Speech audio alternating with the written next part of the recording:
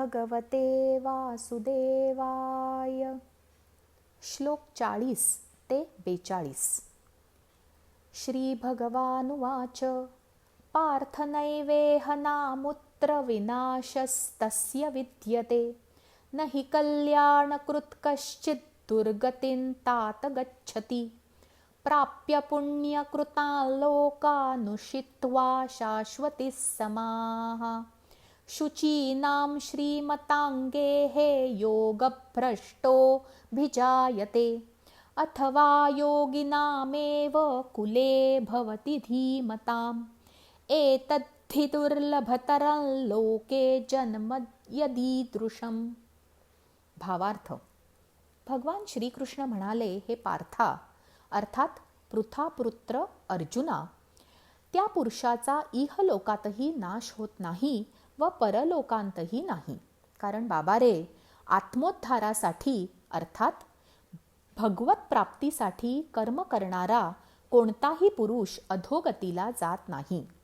योगभ्रष्ट पुरुष पुण्यवानांना मिळणाऱ्या लोकांना अर्थात स्वर्गादी उत्तम लोकांना जाऊन तेथे पुष्कळ वर्षे राहून नंतर शुद्ध आचरण असणाऱ्या श्रीमंताच्या घरात जन्म घेतो, किंवा वैराग्यशील पुरुष त्या लोकात न जाता ज्ञानी योग्यांच्या कुळात जन्म घेतो.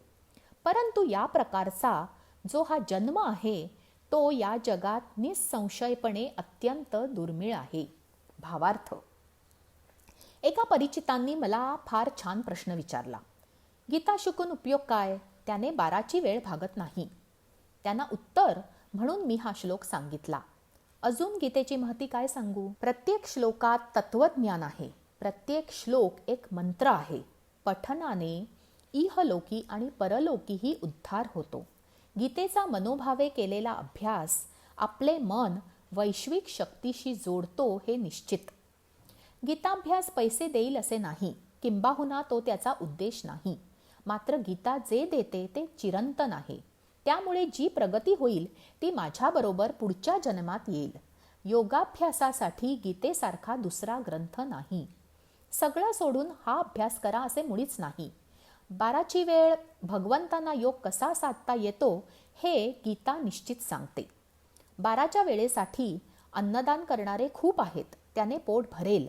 पण तणाव कमी करण्यासाठी लहानपणापासून योगाभ्यास हवा. त्यासाठी गीतेला पर्याय नाही. या जन्मात केलेली साधना पुढच्या जन्मात आपल्याबरोबर असतेच. साधना योगाभ्यास म्हणजे काय? षड्रिपू जिंकणे, मनावर ताबा मिळवणे, मन एकाग्र करणे, विषयात वाहून न जाणे, अशा अनेक गोष्टी साध्य कराव्या लागतात. योगाच्या अनेक पायऱ्या आहेत.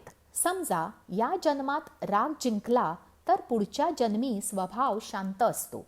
या जन्मी खाण्यावर नियंत्रण मिळवले तर पुढच्या जन्मी आवड सात्विक असते. या जन्मी अहंकार जिंकला तर पुढच्या जन्मात माणूस नम्र असतो. तात्पर्य, या जन्मी जे साध्य करू ते संचित बनून बरोबर येते. श्रीमंत म्हणजे पैसेवाला असे नाही. श्रीमंती फक्त पैशाची नसते, कलेची, गुणांची, ज्ञानाची, सच्छीलतेची असते. एखाद्याचा जन्म चोराच्या घरात व्हावा की कलाकारांच्या हे पूर्वसंचितावर ठरते. आता चोराला श्रीमंत समजले जात असेल तर तो बुद्धीचा दोष आहे. प्रत्येक माणसाचा स्वभाव वेगळा असतो, परिस्थिती वेगळी असते. आपण जी साधना करू, कर्म करू, वागू त्याप्रमाणे आपण कुठे जन्माला येऊ ते ठरते. जसा अभ्यास असेल त्यानुसार संपन्न किंवा सदाचारी घरात जन्म मिळतो. म्हणूनच या जन्मी विचाराने वागावे, कोणाला दुखवू नये. आपल्या परिस्थितीला आपणच जबाबदार असतो. असत्य बोलू नये, हिंसा करू नये. हिंसेची ही एक गंमत आहे. काया वाचा मनाने अहिंसक असावे. शाकाहारी माणूस अहिंसक असतोच असे नाही. प्राणी मारला नाही म्हणजे आपण अहिंसक आहोत असेही नाही. मनानेही कोणाचे वाईट चिंतू नये. साप दिसला आणि जर आपल्या मनात आले की याला मारले पाहिजे तर ती हिंसा झाली. वाचेनेही कोणाला त्रासदायक कर्कश बोलू नये. जर मनात आले किंवा रागात भांडताना बोललो की एखाद्याचे वाईट होवो तर ती हिंसा गणली जाते. तेच जर सैनिकांनी शत्रूला मारले तर ती हिंसा धरली जात नाही. जे ज्ञान मिळवले असेल ते वाया जात नाही, म्हणून तर काही गुण उपजत असतात. जसे सूर तालाचे ज्ञान, रंगाचे ज्ञान, एखादी कला जन्मजात असते. कलेची उपासना ही देखील साधना आहे. सुरात तर मन एकाग्र करायची जबरदस्त शक्ती आहे, ताकद आहे. गाणाराच नव्हे तर ऐकणारा देखील तल्लीन होतो. एखाद्याचे व्यवहार ज्ञान पक्के असते, बुद्धी कृशाग्र असते. हे सगळे आधीच्या जन्मातले संचित असते, अभ्यास असतो. हेच आपल्याबरोबर येते. पैसा अडका, जड जवाहीर, जमीन जुमला यातले काहीही नेऊ शकत नाही. देव आपली आर्थिक परिस्थिती बघत नाही, फक्त भक्ती आणि आध्यात्मिक प्रगती त्याला हवी असते. बाकी त्याच्या नजरेत रंक आणि राव सारखेच. पैसा जिवंत असतानाही मानसिक समाधान देतो असे नाही.